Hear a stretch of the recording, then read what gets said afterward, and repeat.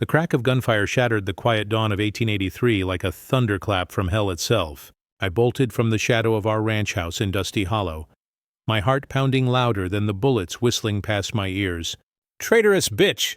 the outlaw snarled, his voice raw with fury as he reloaded his revolver from horseback. Dust kicked up around me in choking clouds, and I clutched my small bundle tighter against my chest, dodging behind a weathered fence post just as another shot splintered the wood inches from my head.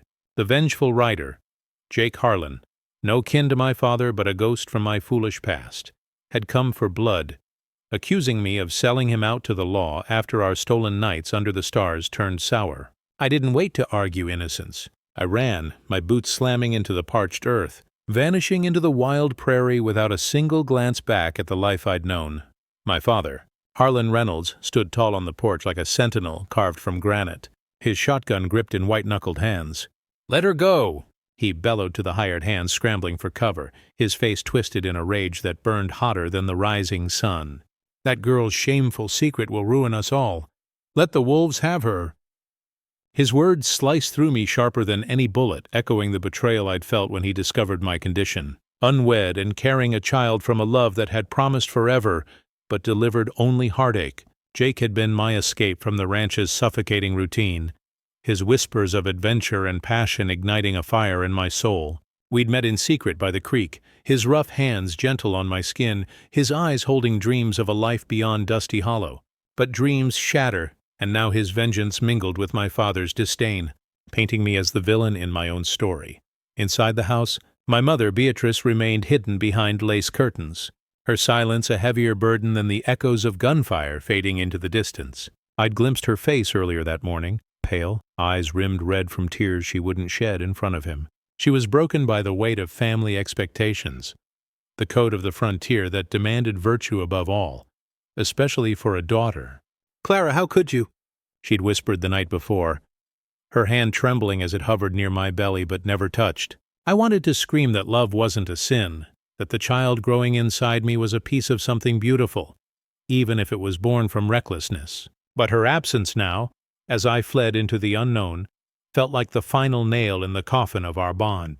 No farewell, no plea to stay, just the quiet resignation of a woman who'd chosen her husband's wrath over her daughter's desperation.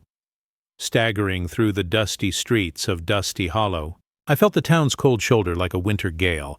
Merchants slammed their doors as I approached, the clang of locks echoing my isolation. Old Mr. Wilkins, the general store owner who'd once slipped me candy as a child, averted his eyes and busied himself with crates. The preacher, Reverend Tate, turned his back mid-sermon on the chapel steps, his Bible clutched like a shield against my presence. Even the children, wide-eyed and innocent, were yanked away by their mothers' skirts, whispers of scandal and fallen woman, branding me an outcast before I could even plead my case. "She's brought shame on the Reynolds name," I overheard Mrs. Larkin hiss to her neighbor, her voice dripping with the self-righteous venom that thrived in small towns like this. My cheeks burned with humiliation, but deeper still, an ache bloomed in my chest, the kind that comes from realizing love's remnants could destroy everything you held dear. I didn't stop until the town's edge blurred into wilderness. Spotting a derelict mine shaft half buried in sagebrush, I crawled inside, the cool darkness swallowing me whole. Shivering under my aunt's faded blanket, the only heirloom I'd grabbed in my haste, I pressed a hand to my belly, feeling the faint flutter that reminded me I wasn't truly alone. "We'll make it through this storm, little one," I murmured, my voice barely audible over the wind howling through the entrance. Tears stung my eyes as memories flooded in. Jake's laughter by the fire, his promises of a ranch of our own, the way his touch made me feel alive in a world that demanded I be tame. But betrayal had twisted that love into poison. His accusation that I'd tipped off the sheriff about his rustling gang, all because I'd begged him to go straight. Now, with his bullets fresh in my mind and the town's judgment ringing in my ears, I wondered if any man could ever see past the scandal to the woman beneath. The bundle at my side held more than clothes and a few coins. It cradled the secret that fueled their hatred. I was with child, unwed, a living testament to passion's folly in this unforgiving world. The frontier didn't forgive mistakes, it devoured them. As night fell, coyotes howled in the distance, their cries mirroring the turmoil in my soul. I closed my eyes, dreaming of a place where love wasn't a curse, where a woman's heart could beat free without chains of expectation. 3 grueling days blurred into a haze of survival. I trudged on foot across the barren plains, evading packs of coyotes that shadowed my steps at dusk, their eyes gleaming like embers in the fading light.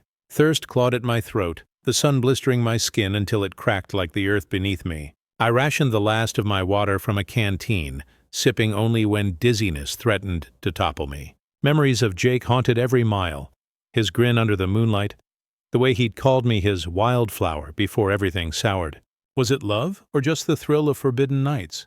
The question gnawed at me, mixing with fear for the life inside. Finally, as twilight painted the horizon in bruised purples, I stumbled into Arid Basin, my dress torn from thorns, boots shredded to rags. The faint glow of lantern light from scattered buildings drew me like a moth to flame, promising shelter in this rugged outpost. Arid Basin was no paradise, just a cluster of weathered saloons and dust-choked streets where men with hard eyes nursed whiskeys and unspoken grudges. Survival here hinged on grit, the kind forged in endless frontier trials, where alliances formed in whispers over card games and broke with a single misplaced word. Saloon doors swung with the creak of old hinges, spilling laughter and piano tunes into the night.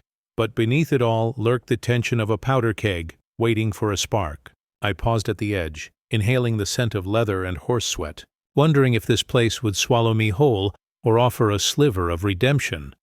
It was the aroma of fresh cornbread that pulled me forward, warm and inviting, cutting through the dust like a lifeline.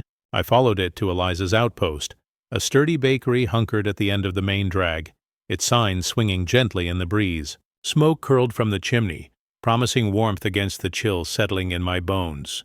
Pushing open the door, I met Eliza Thorne, a no-nonsense widow with calloused hands that spoke of hard labor and eyes like storm clouds, wary yet holding a spark of warmth beneath the surface.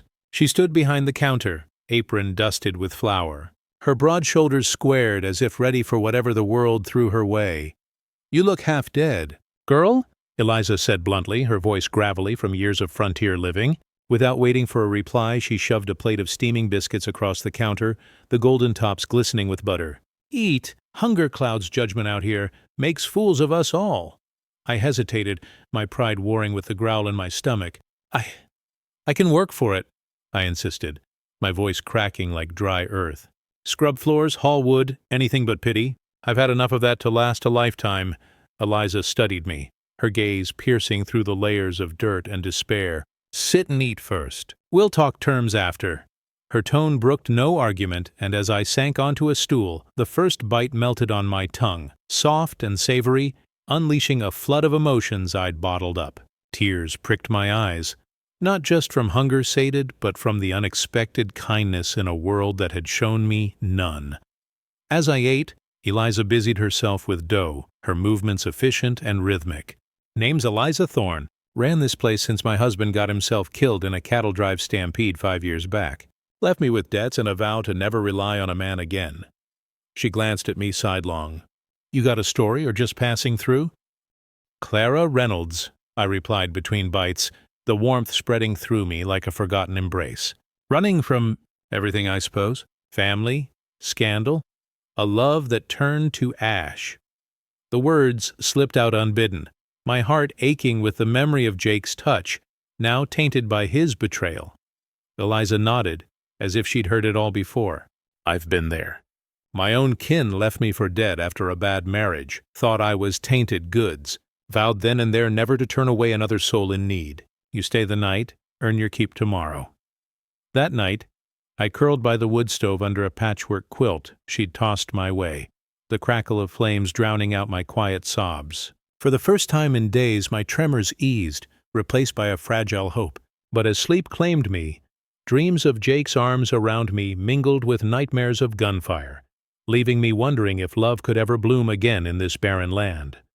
Morning brought the harsh light of reality. Arid Basin's folk eyed me suspiciously as I swept the porch of Eliza's outpost, conversations halting mid-sentence, their stares like daggers glinting in the midday sun.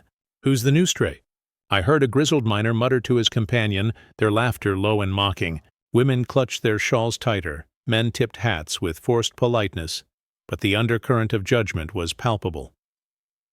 Business slowed to a crawl in the days that followed. Customers dwindled, loaves went unsold on the shelves, gathering dust like forgotten promises. "It's that troublemaker you've taken in," old Widow Kane grumbled one afternoon, her pinched face sour as she bought a single biscuit. "Folks say she's running from the law, or worse." Eliza waved it off, but I saw the worry lines deepen around her eyes. Then Silas Crowe sauntered in, a burly rancher with a silver tongue that masked an iron fist. He leaned on the counter, his boots tracking mud, a smirk playing on his lips.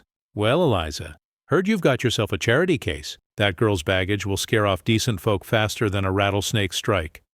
"Talk's cheap unless you're buying, Silas," Eliza shot back, her gaze steady as a loaded gun. "Clara's a hard worker, not a curse. You got business or just stirring dust?" He chuckled, low and menacing. "Just a friendly warning. Town like this don't take kindly to secrets."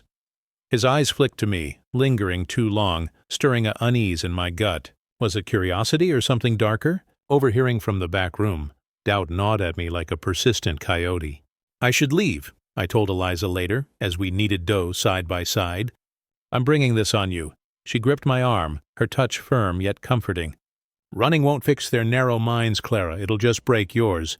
Out here we stand tall or get trampled." But tensions rose like a gathering storm. Whispers turned to outright snubs, women crossing the street to avoid me, men spitting tobacco at my feet with sneers. "Fallen woman," one called, his voice slurred from saloon whiskey. Then came the ambush. On a routine delivery run to the edge of town, a pack of rowdy teens from the saloon cornered me in an alley, their faces twisted with youthful cruelty. "Looky here, the Reynolds whore!" The leader jeered, hurling a rock that gashed my arm, blood blooming through my sleeve. Rotten fruit followed, splattering my dress, their laughter echoing as I fled, pain shooting through me. I stumbled back to the outpost, arm throbbing, tears mixing with dirt on my cheeks. Eliza bandaged the wound with practiced hands, her expression thunderous. "You didn't fight back. That's strength, not weakness. Out here, survival's about outlasting the bastards, not becoming one." But the accusations escalated. Widow Kane stormed in days later, accusing me of rustling her prized hen. "No one else had motive," she shrieked, pointing a bony finger, stirring the town into a frenzy without a shred of proof. Whispers became shouts, eyes following me everywhere. That night, danger struck like lightning. Masked intruders smashed the outpost windows under cover of darkness, glass shattering like broken dreams. They torched the supply shed out back, flames roaring to life, a noose left dangling from the eaves as a grim threat. I woke to the acrid smoke, coughing as I rushed outside, nearly trapped in the inferno's grasp. Heat licked at my heels, the crackle drowning my screams for help. In the aftermath, staring at the smoldering ashes, despair clawed at my heart. "I'm poison to you, Eliza," I whispered, voice hoarse from smoke. She knelt in the soot beside me, her eyes fierce. "They're the poison, we're the cure. Don't you dare give up now!" Chaos erupted as Silas Crowe appeared, drawing his revolver on a suspected vandal lurking nearby. "You behind this?" he roared, guns blazing in a gritty standoff. Bullets ricocheted off barrels, the air thick with gunpowder and shouts. Silas took a graze to the shoulder, blood staining his shirt. But the intruder fled into the night, heightening the town's paranoia. Men gathered, rifles at the ready, their masculine bravado on full display. Sweat-slicked faces, gritted teeth, the raw power of frontier justice. Overwhelmed, the weight of it all crushing me, I slipped away at midnight, leaving a scrawled note on the counter. "Your kindness saved me once. I won't let it destroy you." I vanished into the darkness, tears streaming as I fled Arid Basin. The wilderness peril hit hard and fast. A sudden dust storm whipped up, blinding winds howling like vengeful spirits, sand stinging my skin as I battled dehydration. My canteen empty, lips cracked, I staggered onward, collapsing near a jagged ravine. Hallucinations gripped me. Jake's voice calling my name. My father's rage. Beatrice's silent plea. "Clara, come back," they whispered, blending with the gale. Was this the end? My hand on my belly, I prayed for strength, the child's kick a faint reminder of life amid the storm's fury. As darkness closed in, I wondered if redemption waited beyond the horizon, or if the frontier would claim me at last.